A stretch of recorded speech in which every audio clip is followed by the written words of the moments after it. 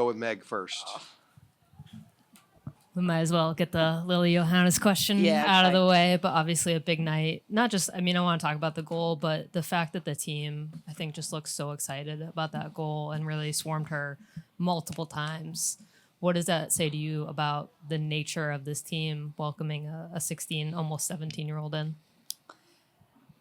I've seen that. I've experienced that all week, to be honest with you. I don't think I've ever seen an environment so embracing, so caring about everyone in it.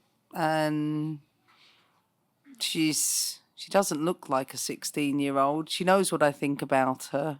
I have really pushed and wanted her in this squad. Yes, I've seen her a lot, being a former Chelsea coach.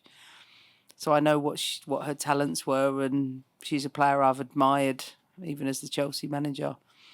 So delighted for her to get her first cap, and you could see what not only it meant for her, and I'm sure her family, I've spent time talking with, but also what it meant to her teammates, and it was lovely to watch the celebration of everyone. Lakin, just so you know, Lily's 16 years, 358 days old.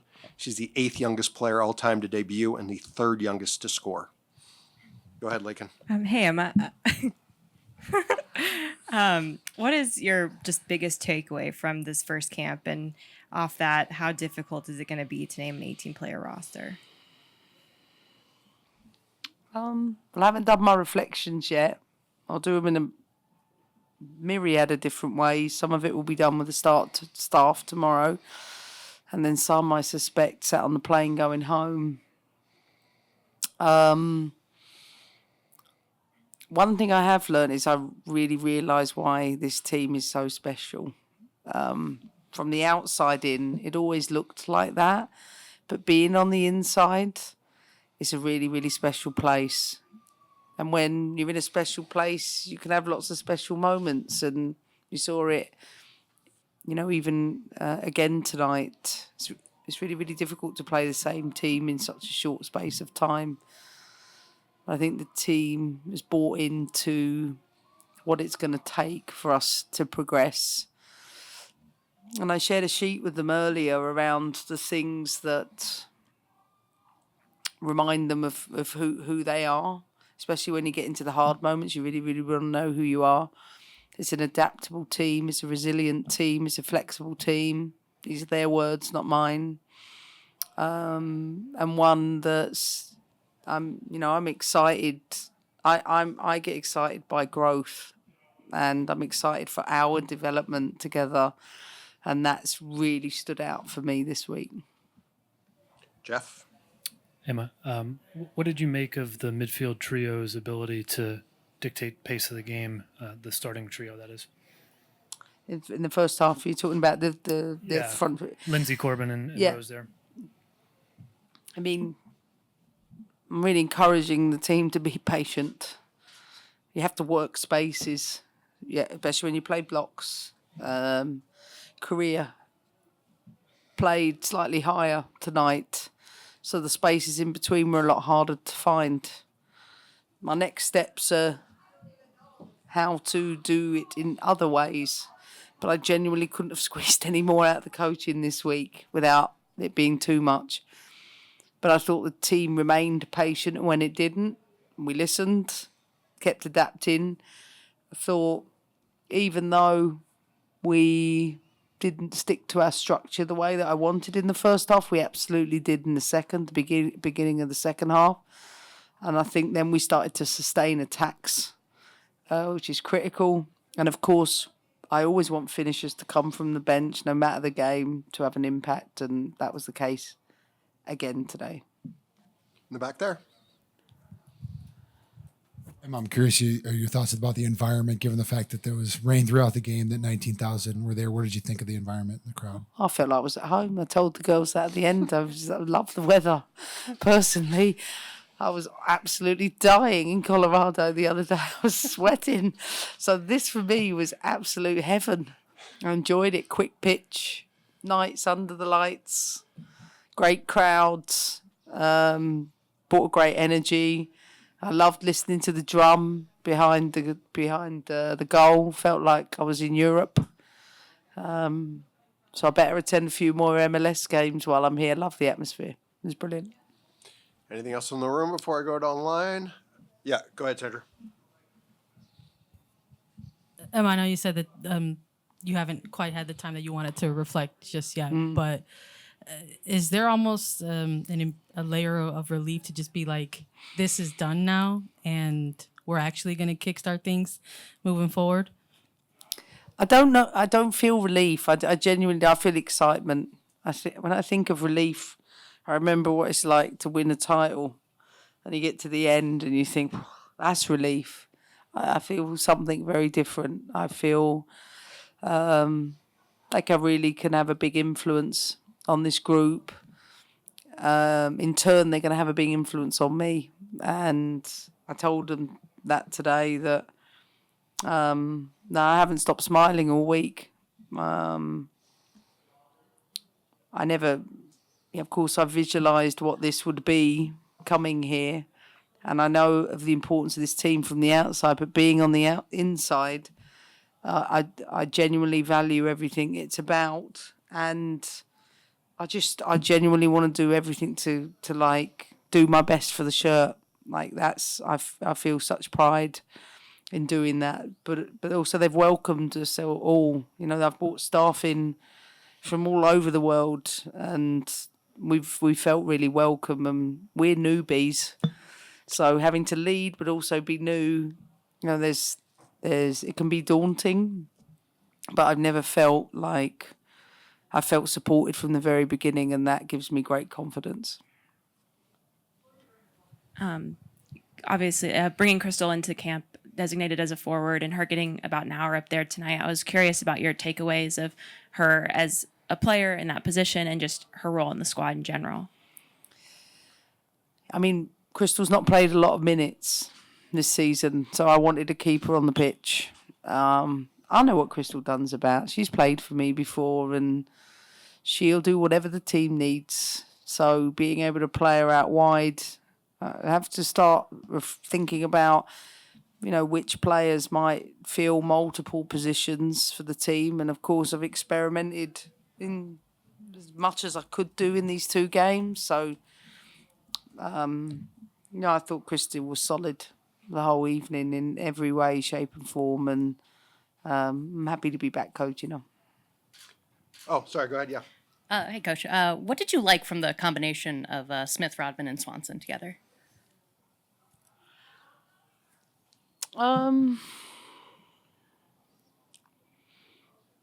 Energy. I like their chemistry. They think whenever players come into the game, I think it's important for them to do that. But I thought it was the same the other night, the other day too. So for us, this is just a standard. No matter who you are, you've got to bring that, whether you start, whether you finish. But I say to people all the time, a football match is 90 plus minutes. It's not a group of 11 people and it ends there. Everybody's going to have a different role at different points. And as long as everybody understands and values that, it doesn't matter who's going to come from the bench. It just happened to be tonight that it was their turn. And I thought they, finished the game in the way that I expect of them. Steph, and then we'll take a couple online. Up front here. Coach, with regards to Lily, obviously we saw her for like 20 minutes. It's just the beginning. But what in that time, what did you particularly like about her movement through the midfield, her movement off of Sam Coffey, enabling the wingers, getting, close to the box herself, that sort of thing? Well, I've seen her in training for the last week. I mean, she's a press-resistant player. She can get out of pressure. It's the weight of pass, the quality of the pass. She plays with the football, whether it's the sole of her foot, the outside of her foot.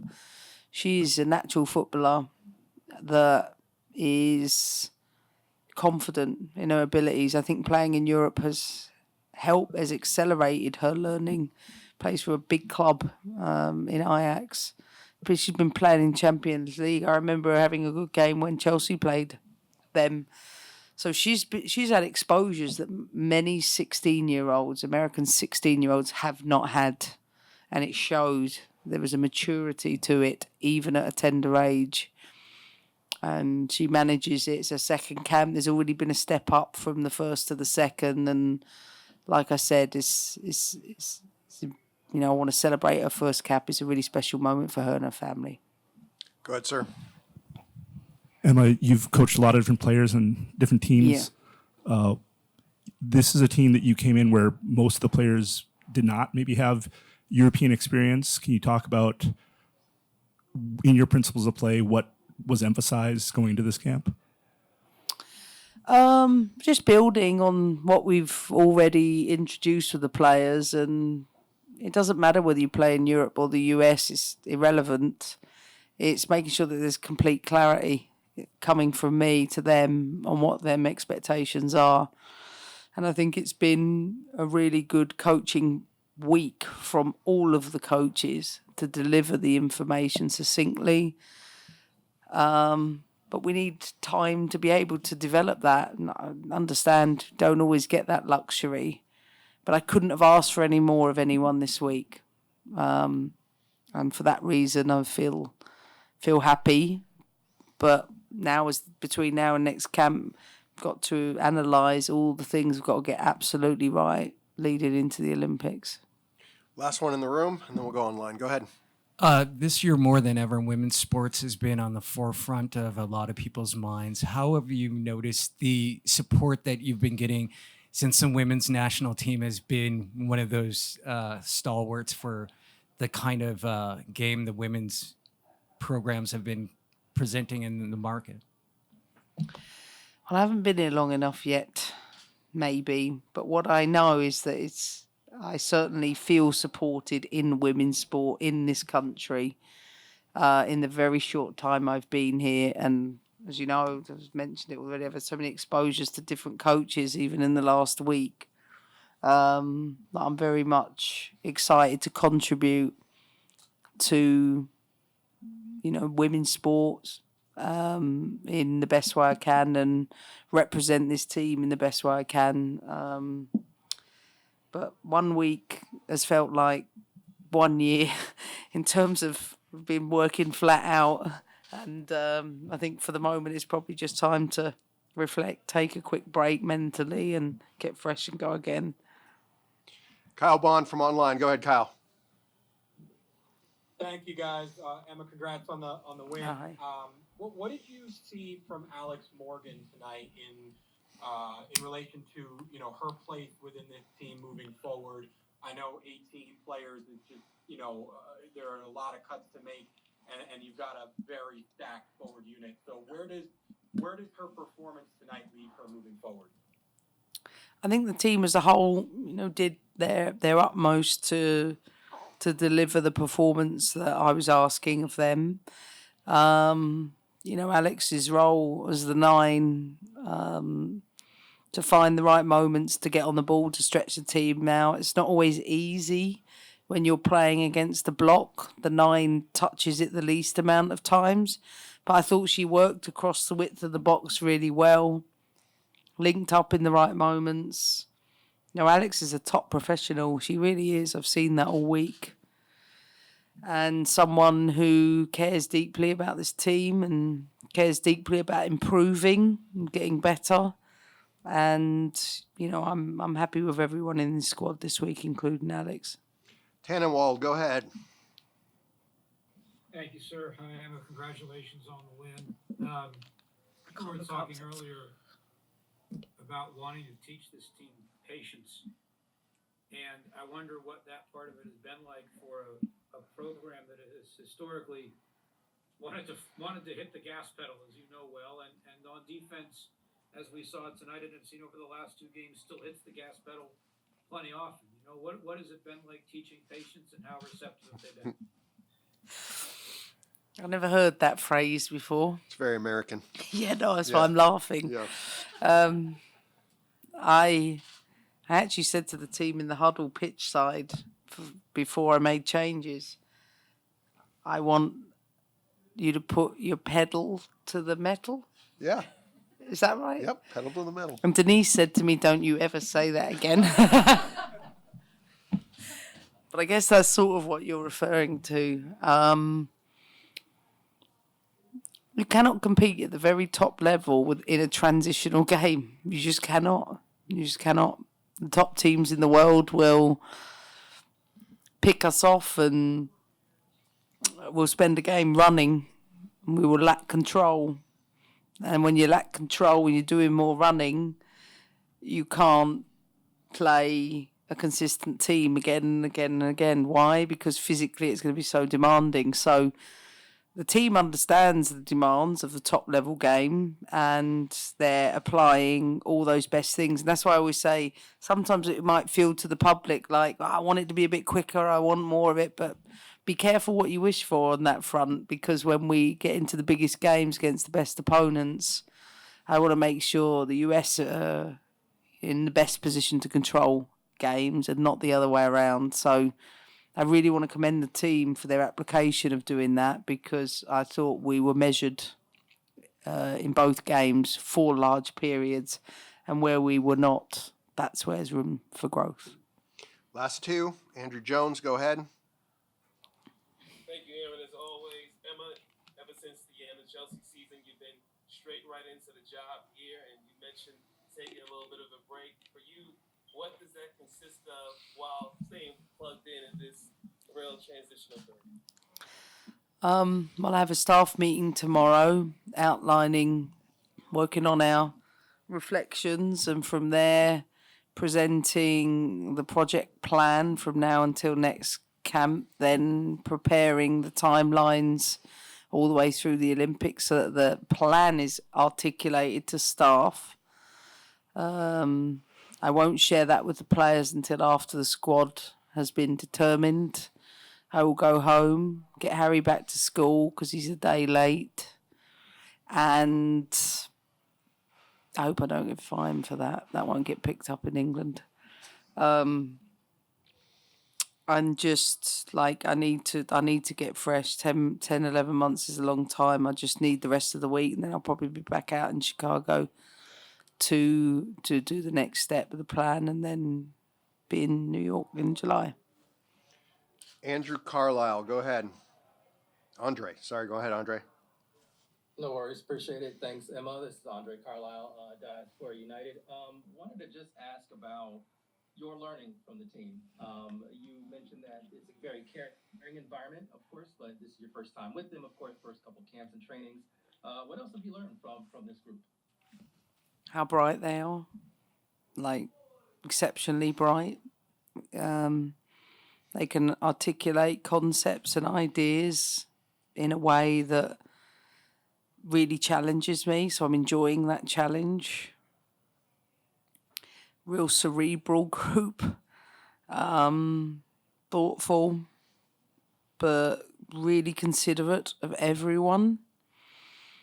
That's really stood out to me. And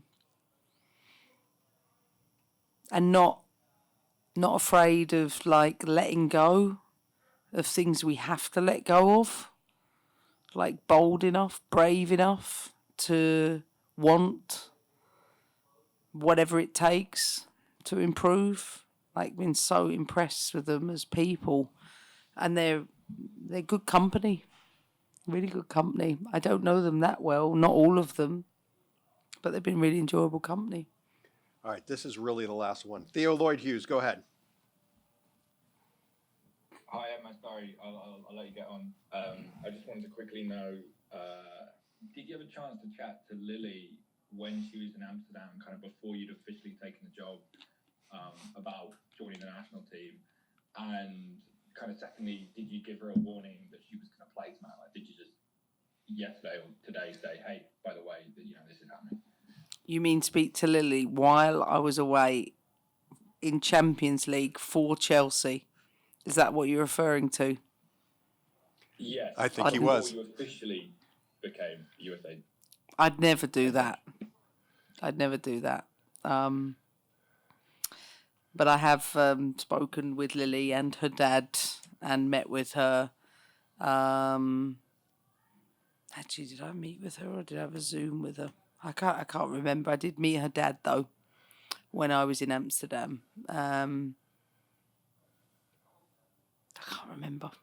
I'm sorry. I can't remember. But did she know she was going to get on tonight?